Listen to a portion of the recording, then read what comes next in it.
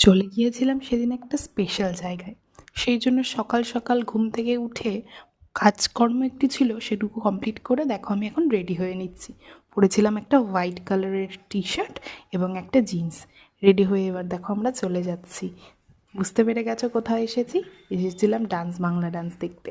সকালবেলার ব্রেকফাস্টটা ওখানেই সেরে আমরা এবার স্টুডিওর মধ্যে ঢুকে পড়বো।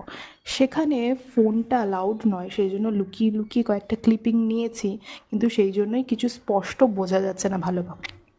মিঠুন এবং শুভশ্রী, যিশু, অঙ্কুশ, কৌশানী সকলেই ছিল উপস্থিত এবং স্পেশাল গেস্ট হিসেবে ছিলেন মমতা শঙ্কর, তাকেও আমরা দেখতে পেয়েছিলাম। তারপর আমরা দুপুরের লাঞ্চটা সেরে নিলাম।